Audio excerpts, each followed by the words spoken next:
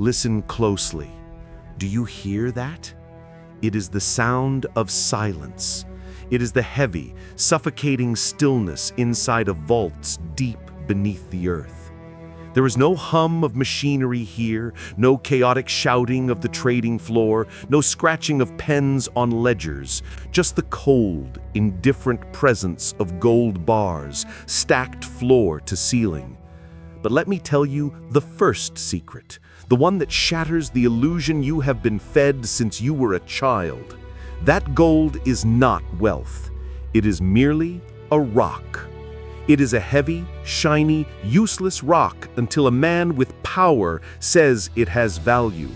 The true source of wealth is not the metal itself, but the system that controls who gets to hold it, who gets to lend it, and who gets to print the paper receipts that represent it.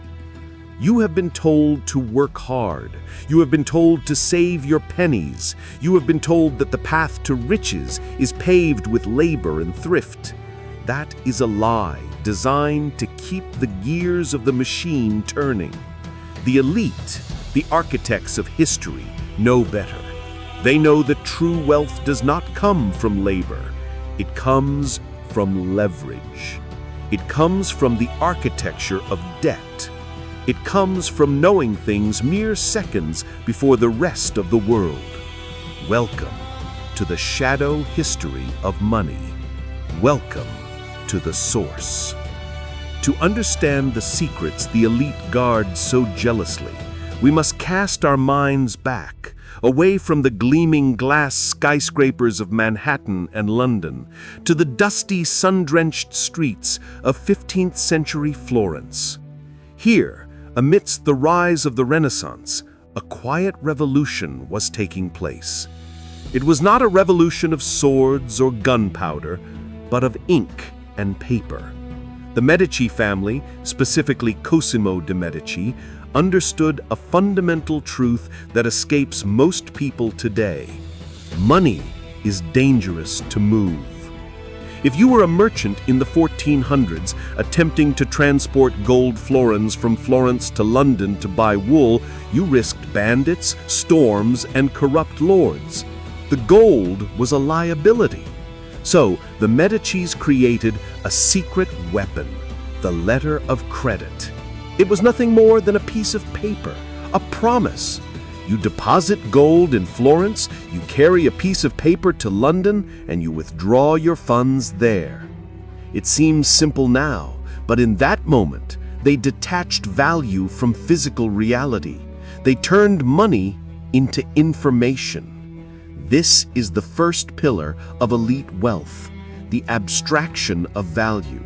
By controlling the ledger, the Medicis became more powerful than kings. Kings needed armies. The Medicis could buy armies.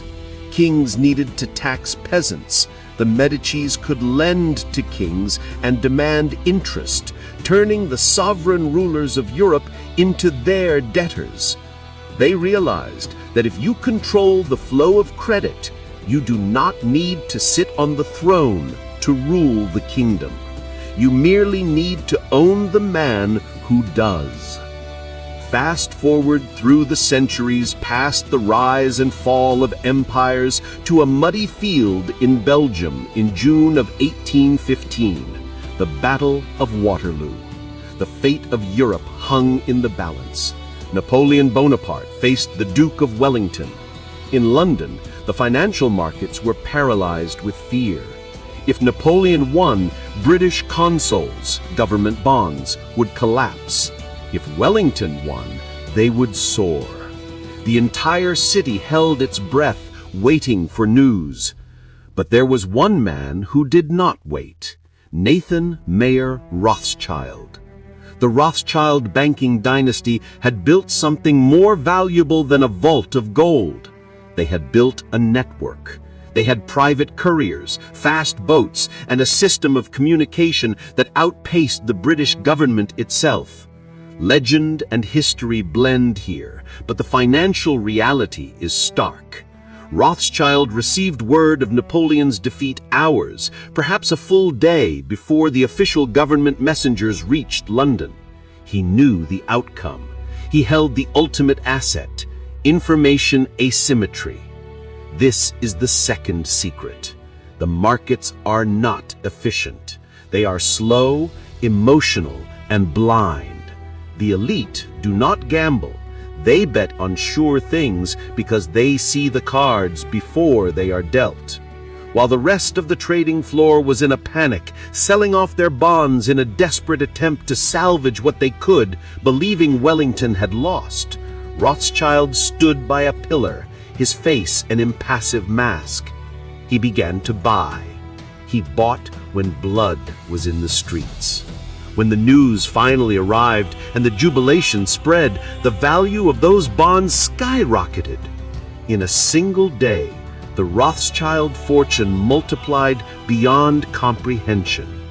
He had not created a product. He had not built a factory. He had simply known the truth before the crowd. As the 19th century roared into the industrial age, the source of wealth shifted again.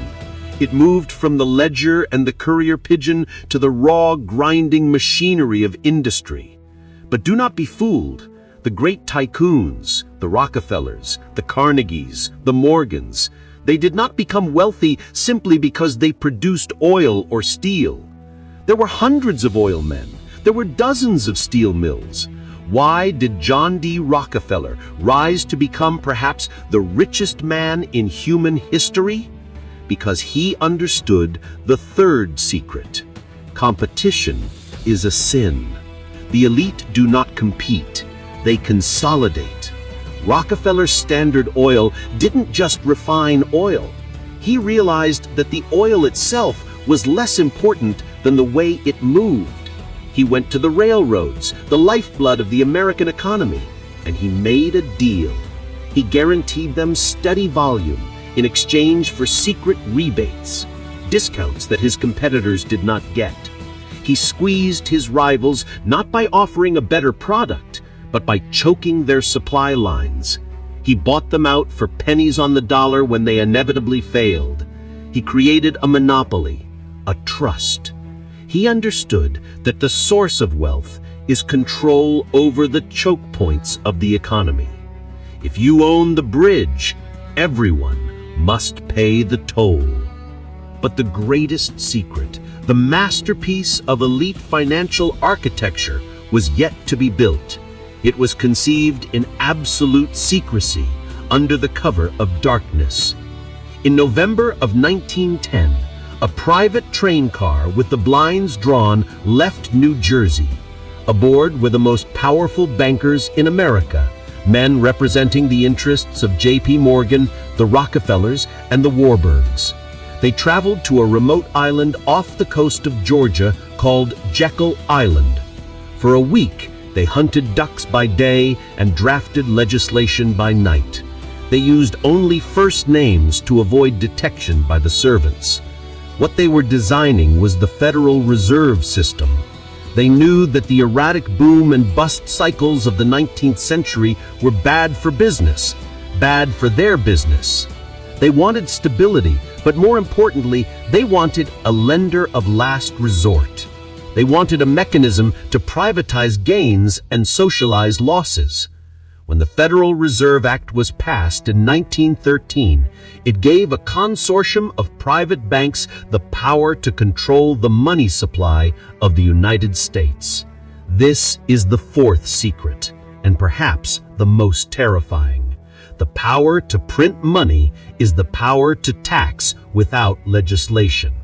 When the central bank prints money to bail out the system, they are diluting the value of every dollar in your pocket.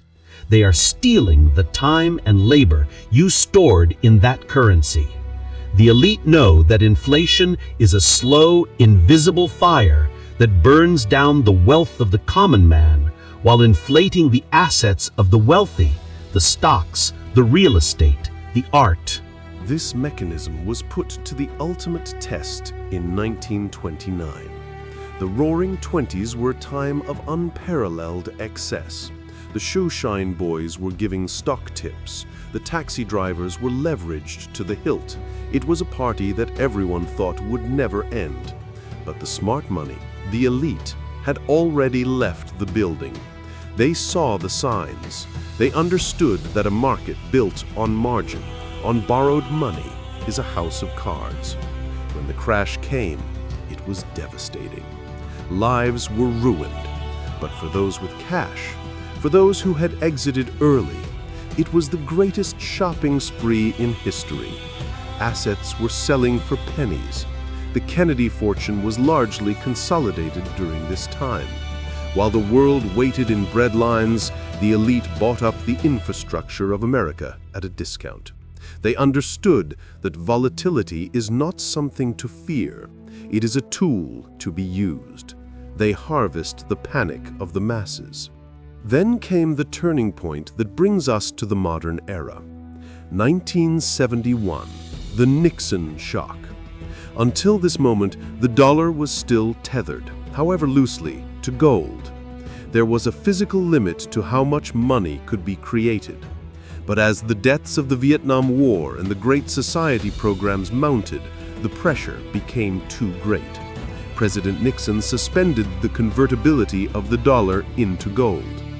In that instant, money became pure fiat. It became backed by nothing but faith and the military power of the state. This unleashed the era of financialization. Without the anchor of gold, the financial sector exploded. Derivatives, futures, options, complex instruments that allowed the elite to gamble on the price of everything, from wheat to the weather. The economy shifted from making things to moving money. The manufacturing base was hollowed out, sent overseas to the lowest bidder, while the financial centers grew bloated with imaginary wealth. This is the fifth secret. Real wealth in the modern age is not found in production. It is found in financial engineering. It is the ability to strip assets, load companies with debt, to pay out massive dividends to shareholders, and then leave the carcass to rot. Look at the crises of the 21st century, the dot-com bubble, the 2008 housing collapse. In 2008, the entire world stared into the abyss. The toxic sludge of subprime mortgages, packaged and repackaged into AAA-rated securities, threatened to destroy the global banking system.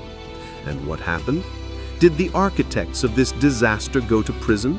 Did they lose their fortunes? No. The system worked exactly as it was designed on Jekyll Island. The central banks opened the floodgates. Trillions of dollars were created out of thin air to patch the holes in the balance sheets of the elite institutions. They called it quantitative easing, a sterile, boring term for the greatest wealth transfer in history. The new money did not go to the factory worker or the teacher.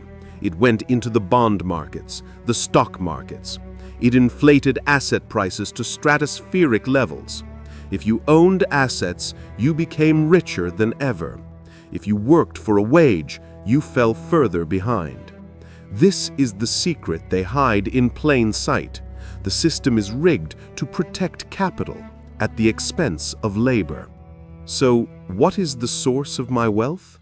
It is not magic. It is not luck. It is the cold, rational application of these historical lessons. It is understanding that the money in your bank account is melting like an ice cube in the sun due to inflation. It is refusing to play the game by the rules set for the poor. The poor work for money. The rich make money work for them. The poor buy liabilities. The rich buy assets. The poor think in terms of saving. The rich think in terms of cash flow and leverage. The elite do not want you to know that debt, when used correctly, is tax-free money. They do not want you to know that market crashes are the only time wealth actually changes hands on a massive scale.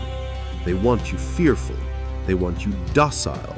They want you watching the news, distracted by political theater, while they quietly rewrite the laws of finance in the back rooms of Davos and Jackson Hole. Look around you today.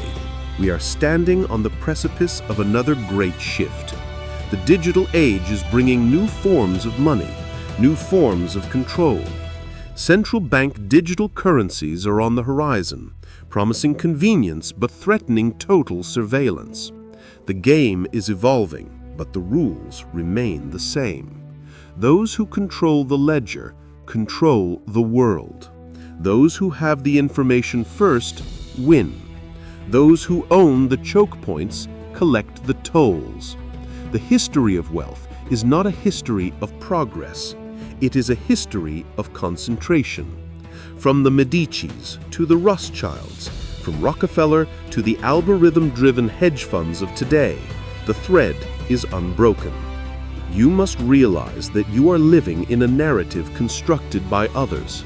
The education system was designed to produce workers, not capitalists. It teaches you to follow instructions, to memorize facts, to be punctual. It does not teach you how to read a balance sheet. It does not teach you the history of money. It does not teach you how to hedge against currency devaluation. This ignorance is the fence that keeps the sheep inside the pen. To escape, you must educate yourself. You must look at the charts not with the eyes of a gambler, but with the eyes of a historian. You must see the cycles, the accumulation, the speculation, the crash, and the consolidation. It happens every 80 years, every 10 years, every market cycle. The source of wealth is a mindset. It is the ruthless suppression of emotion in favor of logic. It is the understanding that morality often stops at the door of the bank. While the world argues about left versus right, the elite argue about up versus down, the direction of the market. They do not care who sits in the White House or the Parliament as long as the debt gets paid. They operate in a layer of reality that sits above national borders. Capital has no country. It flows to where it is treated best.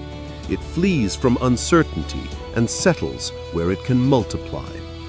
As we reach the end of this journey through the shadows, you must ask yourself a question. What will you do with this knowledge? Will you continue to trade your hours for dollars, hoping that the system will take care of you? Or will you step into the arena? The doors to the club are heavy, and they are locked, but the keys are hidden in the history books. The secrets are not really secrets. They are just truths that are too uncomfortable for the polite society to discuss. They are the mechanics of power. In the end, the true source of wealth is not gold or oil or data. It is the understanding of human nature. It is knowing that the masses are driven by fear and greed, and that the few who can control those impulses can rule the many. It is a tragedy, perhaps. It is a cold, hard reality. But it is the world we live in. The ledger is waiting. The ink is wet. The next chapter of financial history is being written right now in the algorithms of high-frequency traders and the private meetings of central bankers. The transfer of wealth is happening this very second. The only question is, are you on the side that is giving or the side that is receiving? Remember this. The elite do not build the future, they finance it, and he who holds the purse strings holds the destiny of the world. Open your eyes, the vault is open, but only for those brave enough to walk into the dark.